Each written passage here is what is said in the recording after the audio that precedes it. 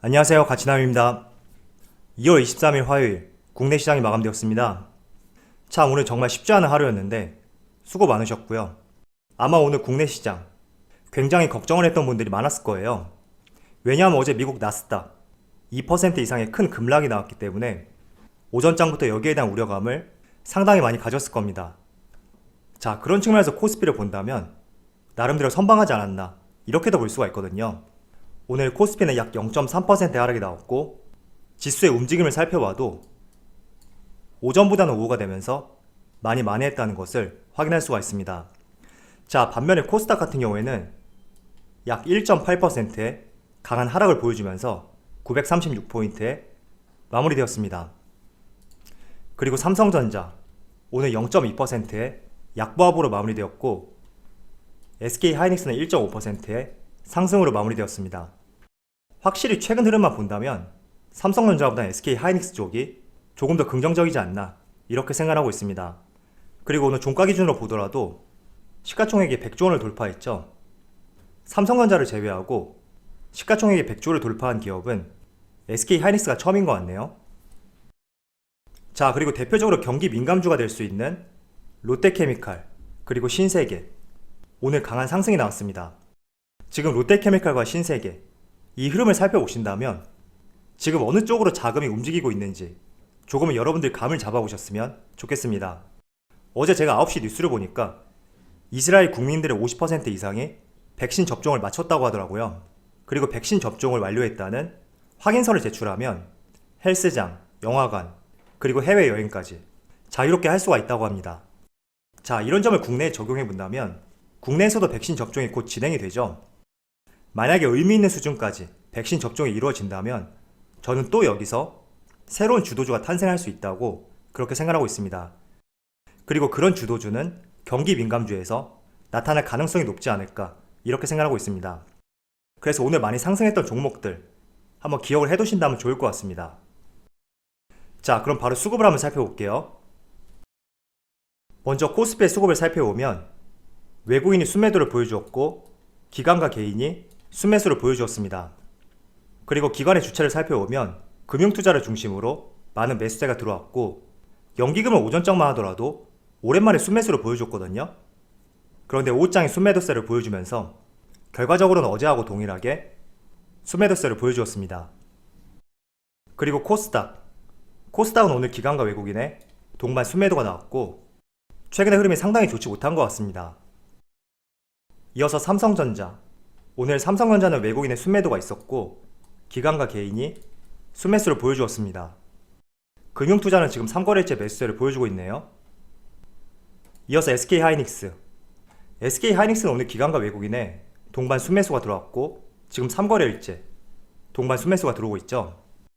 아울러 기관의 주체를 살펴보면 연기금만 제외하고 다양한 주체들이 매수세를 보여주고 있는 것을 확인할 수가 있습니다. 이어서 신세계 오늘 신세계는 기관과 외국인의 동반 순매수가 들어왔고 기관을 중심으로 꾸준히 매수세가 들어오고 있네요. 그리고 기관의 주체를 살펴봐도 금융투자, 보험, 투신, 연기금도 매수세를 보여주고 있거든요. 그래서 이 점 참조를 해보시고요. 마지막으로 롯데케미칼 오늘 롯데케미칼 기관과 외국인의 동반 순매수가 들어왔고 거래량도 상당히 많이 들었죠. 그리고 기관의 주체를 살펴보면 모든 주체가 다 매수세를 보여주었습니다. 특히 연기금이 상당히 많이 매수세를 보여줬거든요. 그래서 연기금의 패턴만 보더라도 확실히 경기 민감주 관심을 갖고 있는 것은 아닌가 이렇게 생각하고 있습니다. 자, 그럼 주체별 매매 동향에 대해서 살펴보도록 하겠습니다.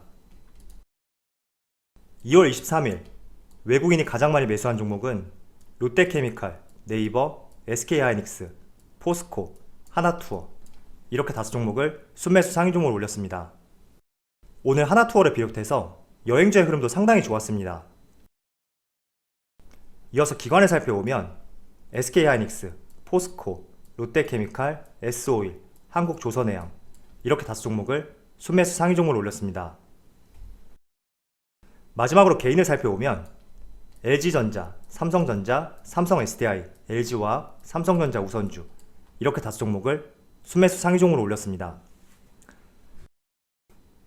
자, 오늘 국내 시장을 살펴보면 특히 오전장이죠. 작년 말부터 올 초까지 강한 상승을 이끌었던 성장주를 중심으로 상당히 약세의 흐름이 이어졌습니다. 먼저 원인을 살펴보면 미국의 빅테크주, 성장주와 같은 의미가 될 수가 있는데 이 빅테크주를 중심으로 주가에 강한 하락이 나왔기 때문에 이런 부분들이 국내 시장까지 영향을 미쳤다고 볼 수가 있습니다. 먼저 몇 종목 살펴볼게요. 자, 전세계 시가총액 1위 애플 같은 경우에도 어제 3%의 강한 하락이 나왔거든요.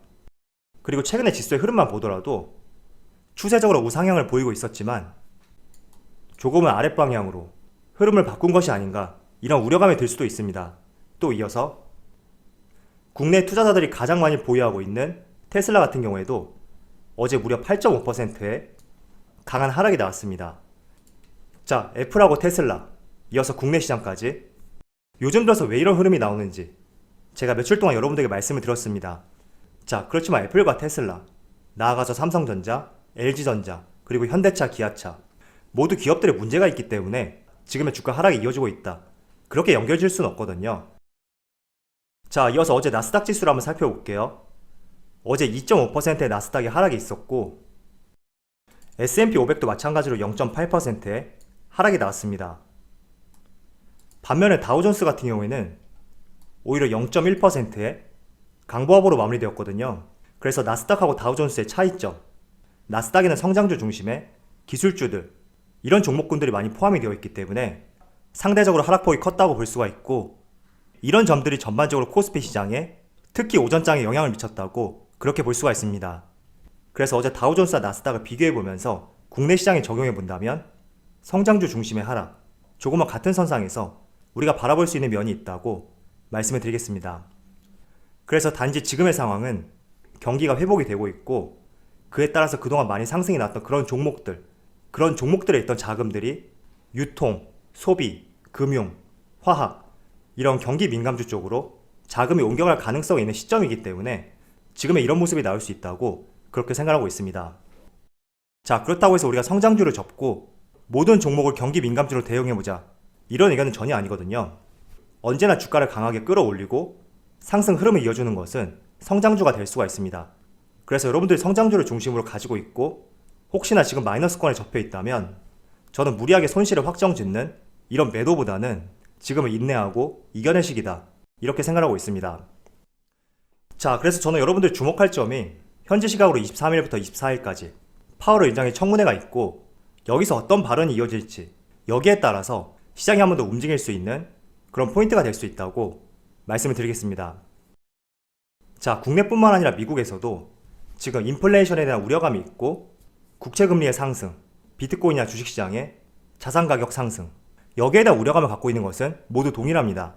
그래서 분명히 연준 의장도 여기에 대한 발언을 할 가능성이 상당히 높은데 최근에 10년물 장기 채권금리가 지속적인 상승세를 보여주고 있기 때문에 이 점에 대한 우려감을 낮출 수 있는 그런 발언도 나올 수 있다고 저는 생각하고 있습니다.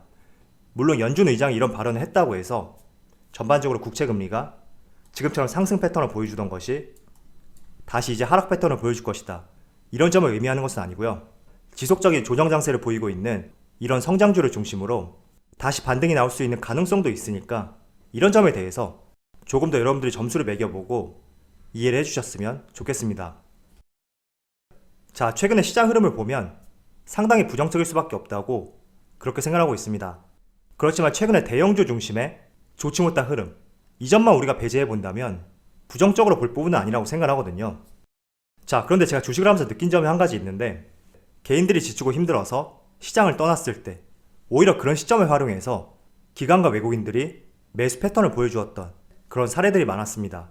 그래서 여러분들이 지치고 힘들 수가 있지만 지금 구간은 경기 회복이 뒷받침되고 있으니까 이런 점을 믿고 조금 더 인내할 수 있는 시간이 돼야 된다고 말씀드리겠습니다. 오늘 골드만삭스에서 코스피 시장에 대해서 전망을 했었는데 지금 우리의 우려와 달리 국내 시장은 3,700포인트까지 더 상승 가능하다, 이런 의견을 제시했거든요. 물론 100% 신뢰할 수 있는 그런 부분은 아닙니다.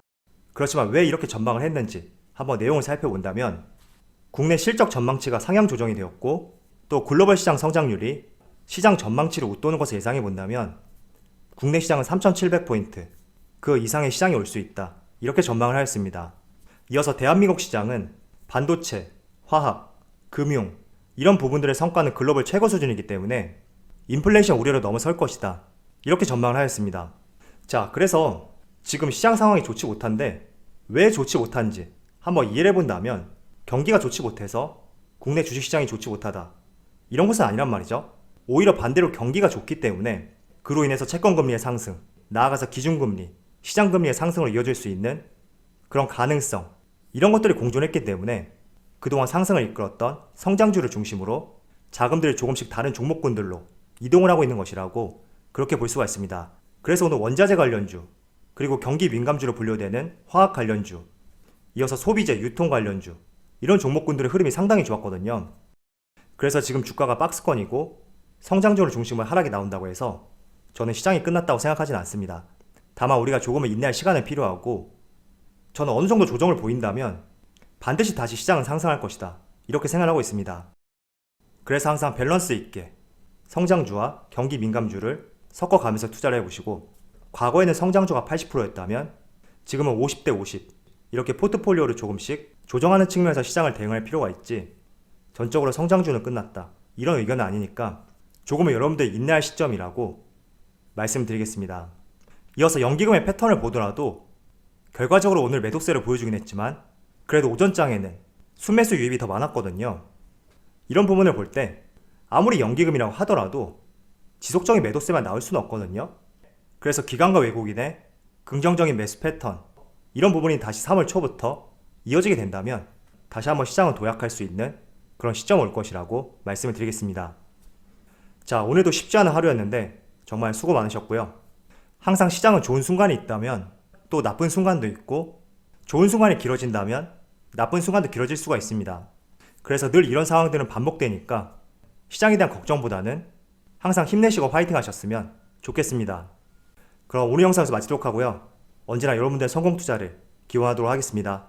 감사합니다.